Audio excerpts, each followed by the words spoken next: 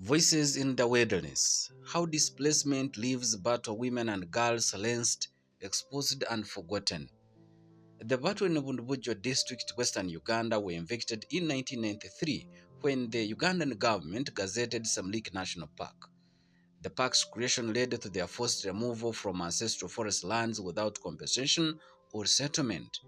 That displacement shattered their livelihoods, culture, and access to basic services, leaving lasting scars on for generations. Today, 168 Batwa live in two small camps in the Bundibugyo district, 15 families in the Bundibasoli camp, Ntandi Town Council, and 12 families in Karambi Community Hub.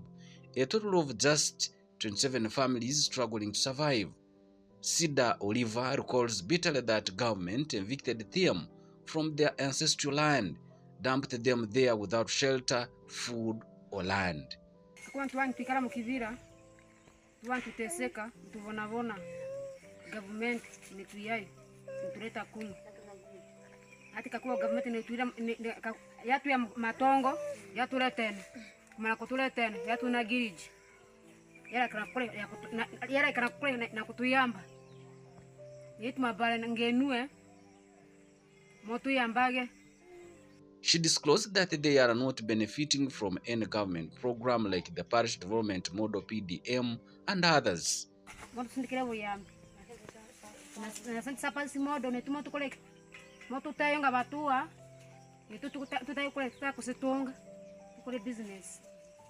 For many Batwa women, displacement meant more than losing a home. It meant losing dignity, safety, and control over their lives. Tabitha Janet, married for 20 years, with 4 children, laments, in the forest there was peace and no diseases, but here their men have sexual affairs with their community members, spreading HIV/AIDS.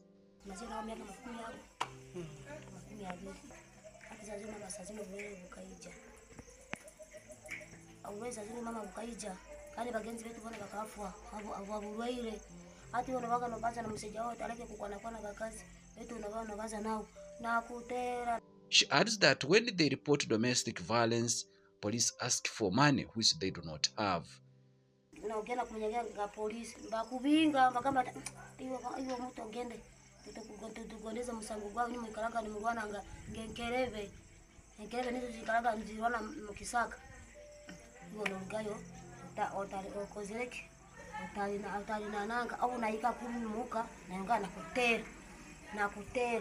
Her story echoes a national crisis. According to Afrobarometer Research 2005 to 2022, public mistrust of Uganda's police rose from 10% to 37%, with corruption concerns increasing from 67% to 75%. Annette Vambireji describes that other women run businesses, but Batwa just sit in the camp doing nothing, going into the forest for firewood, sell it as much as 1,000, 2,000 to buy food. She added that whenever they try to join government programs, they are insulted by calling them drunkards and refuse to give them support.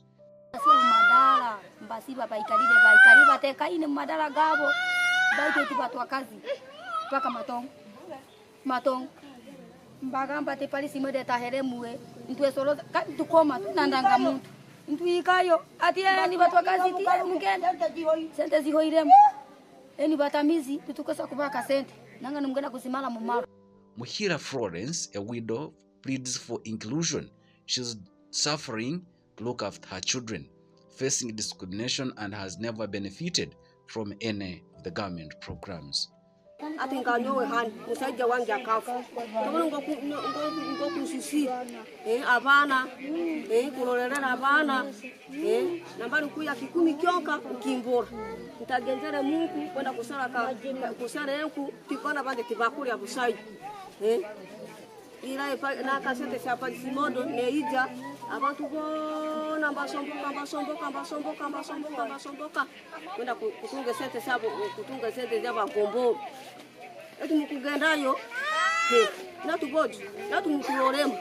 She observed a need of economic empowerment so as their children can get education and a better future. Abana baitu basome bareke kutangatanga mubasaija urara mundongo baba tware hara baende basome nga haro huku tureke kubarora hane hai batanga ko hala bagende hara na baba tunge mulimo na tusemererwe imona wasomere etu tulipoka tari mwana wasomere hani mu Batwa hani busai wakwebembera Batwa tari obusai. The minority rights group in its September 3rd, 2021 report welcomed the court ruling directing compensation for Batwa communities evicted from Ngahinga, Bwindi and Chua forests. However, Batwa individuals were excluded, deepening their suffering. Masika Harriet says that married women face a lot of violence as their men spend a lot of time drinking alcohol, gambling and fighting. She reveals that police ignores their cases as they asked for money, so they decided to stay silent. Batuandika hano amabaragano wa buri muntu nabazebara ebare batwara bipapuro kama baraga ituo bibulirayo oza mamba ija hano batuandika baitu bibulirayo bagamba mbu kwezi kuti tugaruka na saa simu tugena polisi ukora kimano ama itu bya polisi tukabyeganira nakakuba no gena polisi bakumayo. Lillian Masika, a younger mother, narrated how she has been looking for jobs but failed to find any after men got them pregnant and ran away. She asked for support and training in handwork skills like hairdressing and tailoring so as to take care of their children and educate them. Ntusele emilimo nebula ntwenda kugana kukolera okubantu bete emilimo nekolaki neibula. Ntukala nukonka abasajja bakatutweka twazala abana betu sazira abasajja tibali neitwe ati nogenzale kuli nokole emilimo yawe no yamba mwana wao. Kabugo Goret, 19-year-old mother, says that they also need to be skilled in tailoring, hairdressing and other hands work.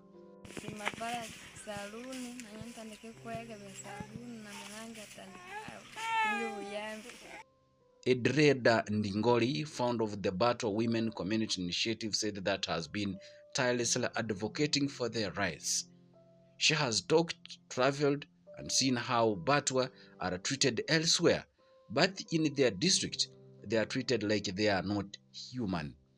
Hana manga gona ngarupatire yona achigaire kugenda alina bajungu kandi nimpikayo abya bigambo bya Batwa nivaje kulungi kuli alina bajungu kyonka nchima bajungu abajungu batukojere kulungi batu government ene tinkalojere nenjwe nakini busayi ekyatuombekere abajungu nibo nibareka ntuba abantu abajungu nibo bali mukutu wakitinisa kyamani. She added that their girls are raped, defiled, infected with HIV, and their children uneducated. They are discriminated against in every government office. She says NGOs and foreigners have been their only source of help. Ati obuturugire mukibira twalola ensonga jamani mubana baitu mukibira omwana wa bukaji wa omutu tabaire na rwala shirini busayi tabaire mba muhamba busayi abaire kulungi ati obuturugire mukibira ati bana baitu batandika kukotangana na bashaija ati bakotangana na bashaija abanje batandika kubaamba kubadomadomesha hao na bana bandi ati bashaija bali mukubashisha ati batatusomera kulungi ati naitwa bana Batwa ntushara bana baitu bakuleki basome abana baitu bareke kuikala mbaka karamba batanga utanga takunena mugaza. Nzito Geoffrey, the Batwa king, narrated how they used to live in Mathoro Forest in the Democratic Republic of Congo DRC, then moved to some Lake Forest where there was food and many wild animals. He added that they stayed there until the NRA war chased them closer to the community. Then they were completely pushed out. He made it clear that they were never compensated or settled. NGOs built the shelters where they are living in, and he appreciated the Ugandan government for allowing a foreigner to help them. Mtu kiegonja batandika kutusara abanje kutusara ije bado nibo mtu twaija obumpora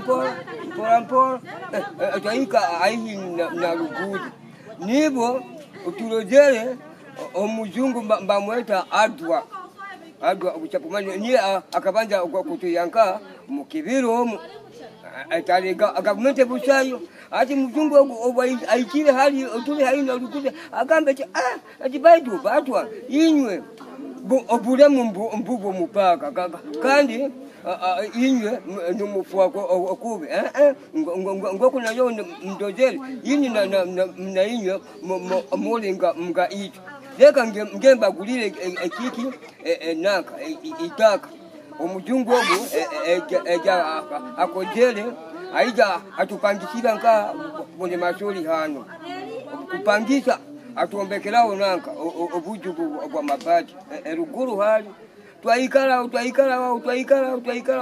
bulemo mukyakola bado gavumenti nyo mkubaje konunu ebibyona ebeba batuombekele hano bado iyo gavumenti ito ngaite bado ntumusimirawo akantu katoito ngo omujungu na luka helu na banja kuika nka obumofisi nka a dispute na saidi ngao ngo kuna nagonza kukolera bado nyowe mukola nganyowe kingi gavumenti tekakweraga omuntu aitaka gavumenti takaombekeraga omuntu majunga ngeno busayo. He asked the government to support his women with startup capital for businesses and ensure their children access quality education. He added that he should be recognized like other kings, and government put him on monthly salary, adding that the park should also be given their own percentage of the forest revenue.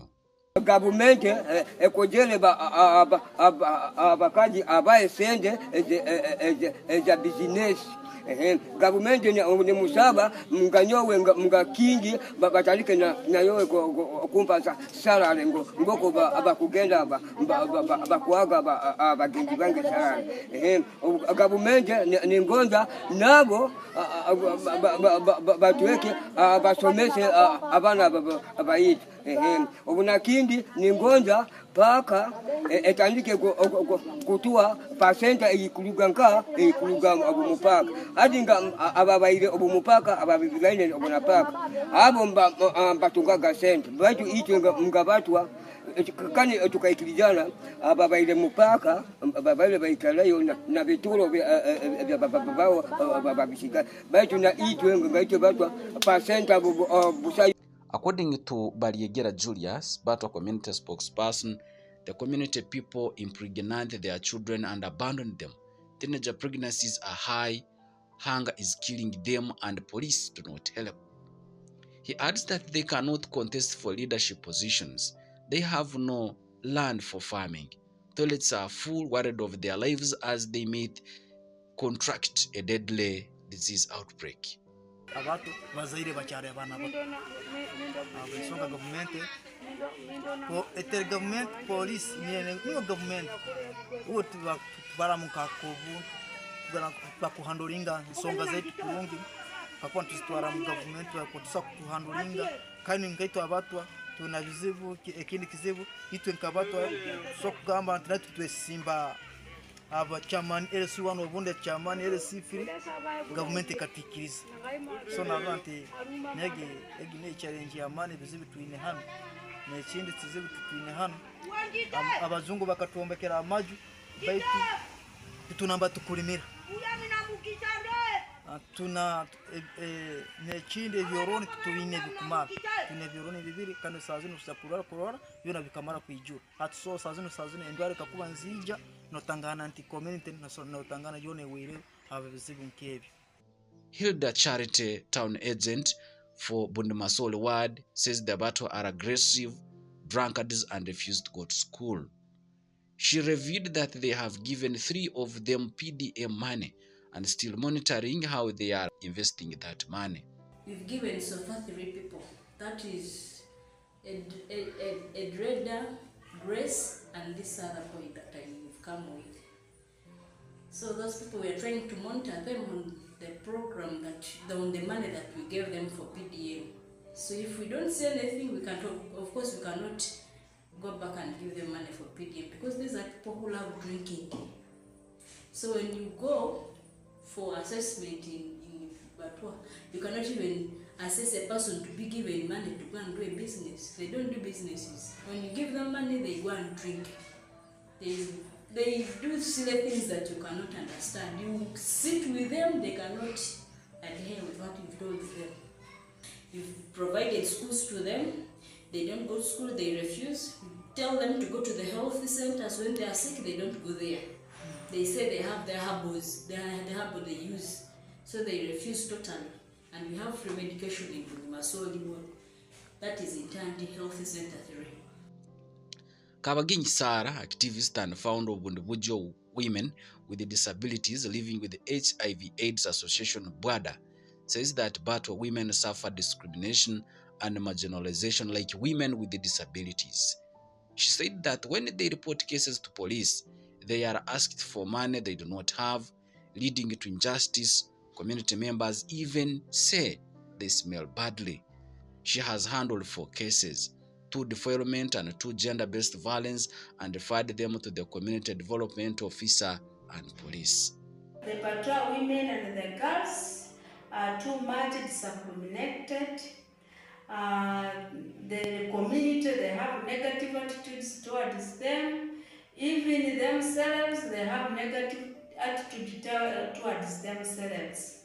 But I found that whenever they get some GBV in their community, you find that even the police, they don't bother even to listen to them. It was 4 of them, unwanted pregnancy 2, then GBV 2. It is what I have been handling and counseling. I was doing only counseling because whenever, even if I wanted to take it to police, the police, they will ask me the money.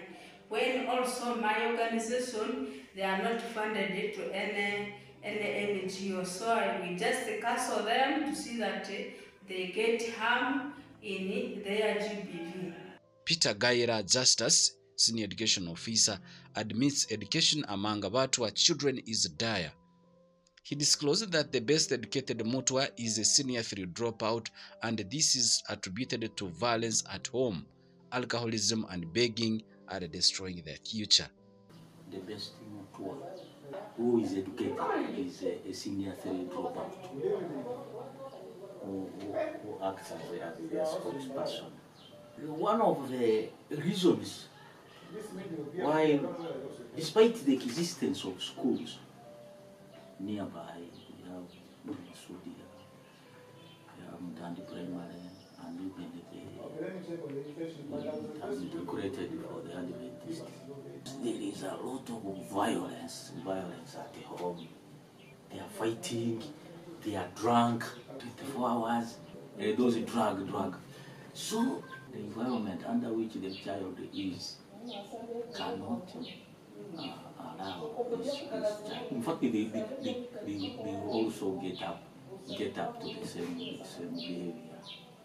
AIP Cab from Faith, officer in charge of the Family and Child Protection Unit, Bundubujo District, says that they have never received any cases from Batwa and police do not charge for reports.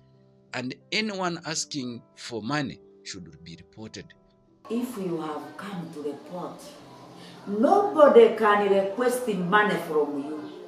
Entering this entry, manya you are called what, who you are coming from, where, how old is he? then he said that he give him money. That one is not there. If someone requested that you give me money, you got him, discrimination cannot work. And for us, we have come here to work for everybody. But the bad thing, they are not reporting. Let them try one day. They come and report, they see our reaction. Kajoba Harriet Rwakabira, Principal Human Rights Officer, Rwenzori Region, Uganda Human Rights Commission, emphasizes that Batwa are human beings entitled to all rights and they face limited access to justice, education, and health care. As UHRC has engaged ministries, leaders, and all stakeholders to include them in national planning, as the movement says, leaving no one behind. They shouldn't be looked as an option, and they shouldn't look at them being minority and them being few in numbers and them being uneducated in the status they are, and then they are left out in the planning. Actually, one of the engagements the Commission has had with the Minister of Gender was promised that they are going to engage up to the district level, even to the lowest leadership structures, to ensure that these people are involved in planning, such that their plights can be handled and their needs met as much as can be. We have also interacted with them. We have sensitized them for them to get to know about their rights, their basic rights and freedoms. We have engaged with the communities around them, that they also deserve respect just like any other human being. Bashir Hangi, Assistant Commissioner for Public Relations at the Uganda Wildlife Authority, UWA, explains that Semliki National Park was gazetted in 1993. Some people had to advocate for conservation, as the government looks at the greater good biodiversity protection. He adds that UWA operates under the Uganda Wildlife Act Cap 315 and allows regulated access to resources. There is a memorandum of understanding with the Batwa to collect fruits, firewood, and herbs on specific days. Semliki National Park was gazetted in 1993, and of course there are people who are staying there. And once a place is gazetted as a protected area, the human beings who are there definitely have to give way for conservation. So upon its gazettement, the Batwa, some of the people were staying there, and they had to give way for conservation. So, and of course, there is a law for government. There is a law on land acquisition, the regulations, and these can be accessed in the Ministry of Lands. And also, as well, we also have a wildlife policy in the country, which guides how we conduct activities that relate to wildlife conservation. When a place is being considered for gazettement, government looks at a bigger picture. Government doesn't look at specific individuals or a group of persons. Government is looking at a greater good. So what is good for all, not a given group. So in this case, the biggest consideration really is protecting nature, biodiversity, ensuring that the place becomes a good habitat for wildlife conservation, but not considering specific individuals of rather groups of persons who are in this particular area. Yes, of course, you have to make sure that you consider where will they go. I mean, now you want them to give way for conservation. Where do you want them to go? So those are some of the considerations that government make. But from a broader perspective, and which is the approach of government anyway, a government looks at something big. What's the bigger implication for the country, for the area, for the region? But you know that the Batwa communities were resettled. And even compensation itself, if you remember ADRA reached out to these guys, and quite a number of them were compensated. That's one. Two, even later on, you know that the houses were built for them, but they refused to stay in these houses. They were saying that when it rains, because the roofs were iron sheets, they were complaining that when it rains, the iron sheets make a lot of noise. And when it is hot, the houses become too hot. So they refused to stay in the houses and decided to go and stay outside these houses. So the houses were there, but more of a white elephant project because they didn't make use of them. Our approach is guided by a law. Okay, the Uganda Wildlife Act, Cap 315, and that's what guides us. Everything we do. If you read this law, it does not mention any of these people we're talking about. However, we make sure that all activities that we do benefit these particular people.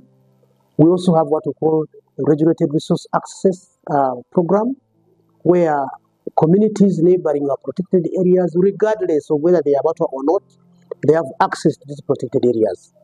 Okay? But once a place is a protected area, it means it is not free entry and exit. So entry is restricted, entry is regulated. So to answer the question, yes, they want to access the park, they access the forest to harvest certain resources that they want to harvest. But of course, like I said, this is regulated. So we don't stop them only that they don't go there as and when they wish. There are specific days that we put in place. We sign MOUs with communities to go to these protected areas. They access firewood, medicines, etc.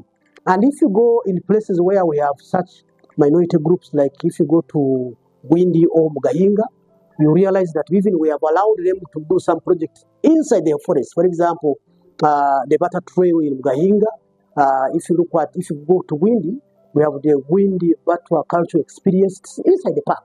Okay, so the Batwa are allowed. So are other community members, so long as they adhere to the regulations and the days that are put in place for them to access the forest and they access the resources that they need to get from there.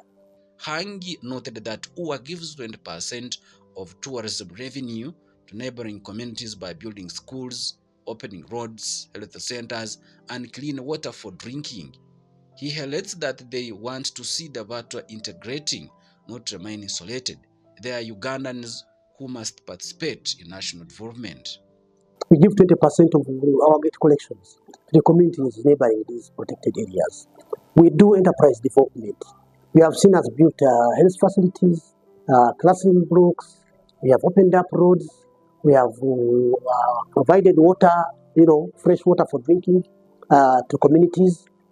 We are supporting community developed projects to ensure that we uplift their standards of living, to ensure that we contribute to the wellness of their livelihoods, lifting them from a low to a high indifference curve, so that in line with National Development 4, we are able to achieve socio-economic transformation of government. What we want and what government wants is to see the Batwa participating in the national development. We want to see their children go to school. We want to see them access better health facilities. We want to see them participate in the leadership of their country. Being LCs, they cannot do that when they are in the forest. We do not have any negotiations with anybody right now. We are doing conservation work, but we are working with all stakeholders, the Batwa and non-Batwa. We are working very closely with them because we need them. We need their support. We cannot conserve alone. Our model is that of working very closely with the communities. So Batwa or not Batwa, we work very closely with them and want them to support us and we save Mother Nature. We want them to support us and protect the heritage of this country, the wildlife heritage of our country. On 23rd March 2023, the minority rights group again called on the Ugandan government to formally recognize all ethnic minorities and indigenous people in the constitution, warning that lack of recognition has caused statelessness, loss of culture, and denial of rights. Legal recognition, they said, would enable access to education, healthcare, employment, and social protection. The Minister of Gender, Labour and Social Development oversees protection of vulnerable groups, including the Batwa, promoting equality, empowerment, and social inclusion. Yet for Bundubujo's Batwa women, that promise remains distant. After decades of displacement, the Batwa of Bundubujo remain alienated from their own land. Women suffer violence, children drop out of school, and families live in poverty where the forest that once fed them is fenced off in the name of conservation. Their stories echo across Uganda, a plea for recognition, justice, and dignity. Batwa are not asking for much, only to live, work, and be treated like other Ugandans. Story compiled by Goret Kajumba.